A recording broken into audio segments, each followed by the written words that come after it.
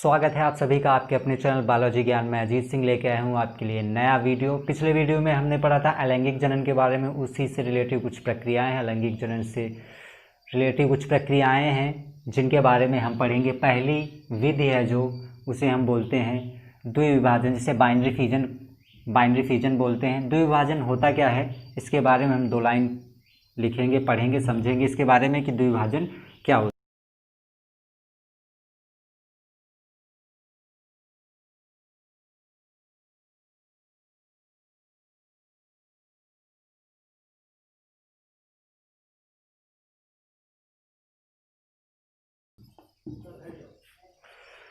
तो द्विविभाजन क्या होता है, देखिए इस प्रकार के अलैंगिक जनन में, यानी कि द्विविभाजन एक अलैंगिक जनन प्रक्रिया है। तो इस प्रकार के अलैंगिक जनन में जनक जीव अनुकूल परिस्थिति, यानी जब जीव के अनुकूल कोई परिस्थिति आएगी, अनुकूल परिस्थिति आने पर 2 समान भागों में विभाजित हो जाता है। वह प्रत्येक, यानी कि जब जीव, जो द्विविभाजन की प्रक्रिया है, जीव के जब अनुकूल परिस्थिति आएगी तो जनक जीव जिससे जनन होना है वो अनुकूल परिस्थिति आने पर 2 समान भागों में विभाजित हो जाता है। वह प्रत्येक भाग से नई संतति का निर्माण होता है। प्रत्येक भाग से नए जीव का फॉर्मेशन होता है, निर्माण होता है, विभाजित हो जाता है, ठीक, निर्माण होता है। यह समसूत्री विभाजन द्वारा होता है। इसमें 2 पुत्री कोशिकाएं बनती हैं। द्विविभाजन जो हमने अभी पढ़ा है इसे द्विविभाजन यानी कि बाइनरी फिजन कहते हैं। अब द्विविभाजन के 3 प्रकार होते हैं। कौन कौन से प्रकार होते हैं, देखिए पहला प्रकार होता है सरल द्विविभाजन। सरल द्विविभाजन जिसे बोलते हैं simple binary fission. Simple binary fission. दूसरा है अनुप्रस्थ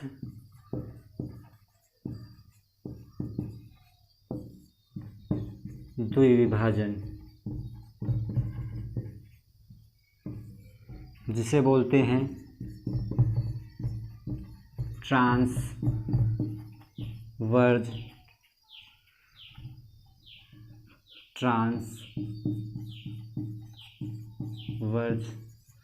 बाइनरी फिजन। तीसरा है लंबवत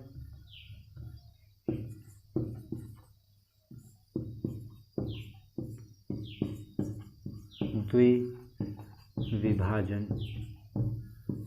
जिसे बोलते हैं लॉन्गिट्यूडिनल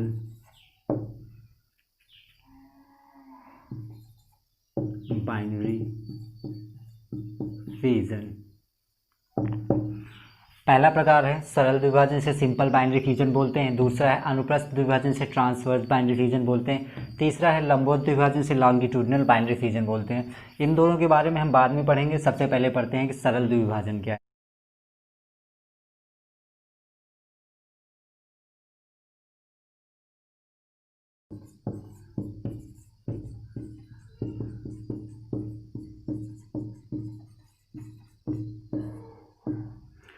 देखिए सरल द्विविभाजन यह विभाजन अनियमित प्रकार का होता है।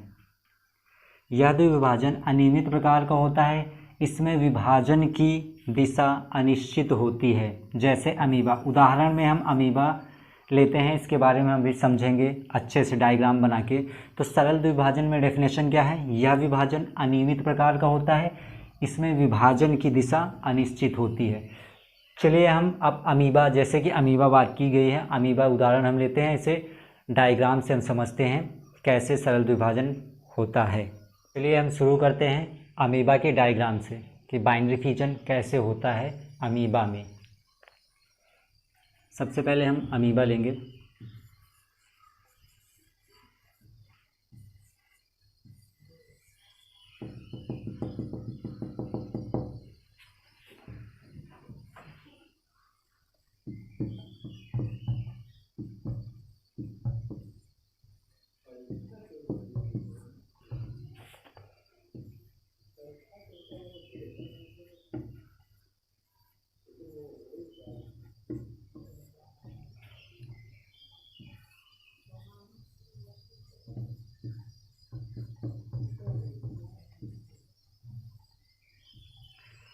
ये फर्स्ट, इसके बाद फर्स्ट स्टेप ये अमीबा है, ये जनक अमीबा है। अब देखो डिवाइडेशन कैसे होता है, कैसे द्विविभाजन होता है।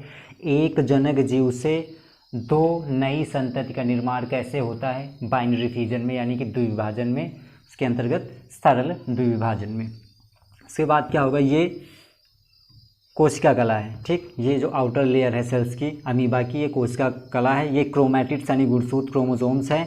ये केंद्रक कला है, ये केंद्रक है न्यूक्लियस, ये जो आवरण है ये केंद्रक कला है। अब अगला स्टेप है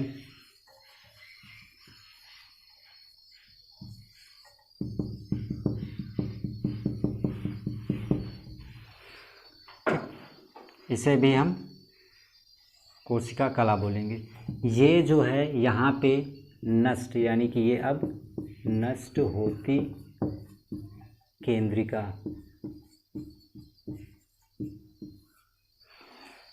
यहाँ पे केंद्रिका नष्ट हो रही है। अगला स्टेप है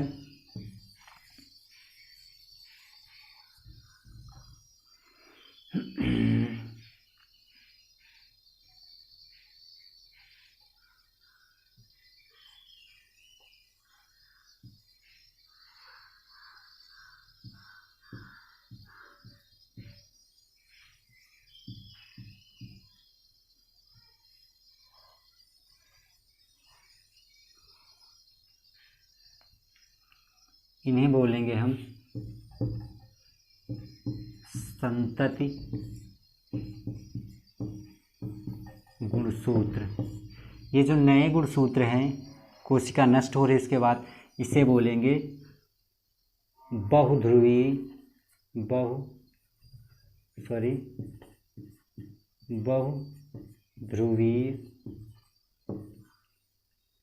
केंद्रक तर्क, बहुध्रुवीय केंद्रक तर्क, ऐसे संतत गुणसूत्र बोलेंगे। अगला स्टेप है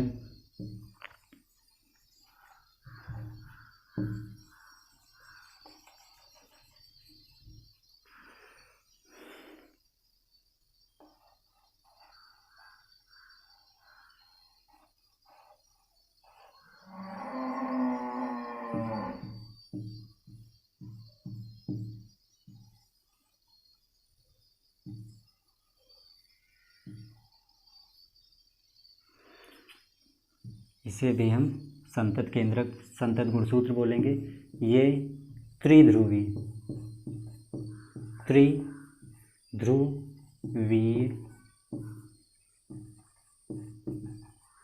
केंद्रक तर्क, इसे त्रिध्रुवीय केंद्रक तर्क बोलेंगे। उसके बाद अगला स्टेप है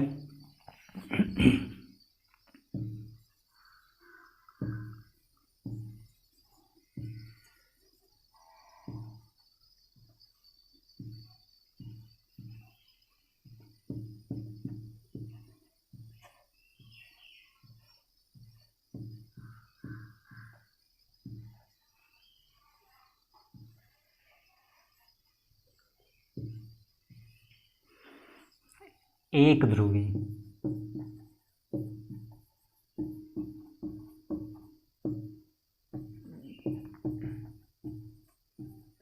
केंद्रक तर्क।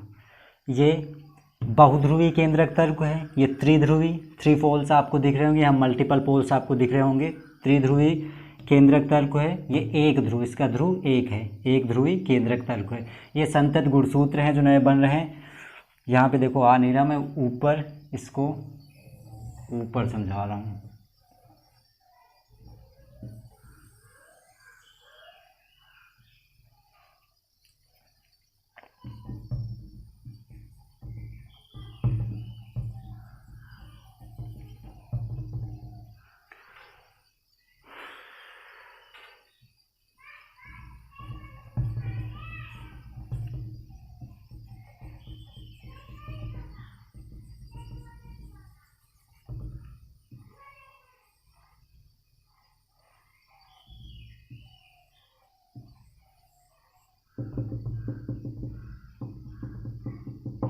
यहाँ पे केंद्रक एक ध्रुवी के बाद, एक ध्रुवी केंद्रक तर्क के बाद यहाँ पे केंद्रक अलग हो जाते हैं।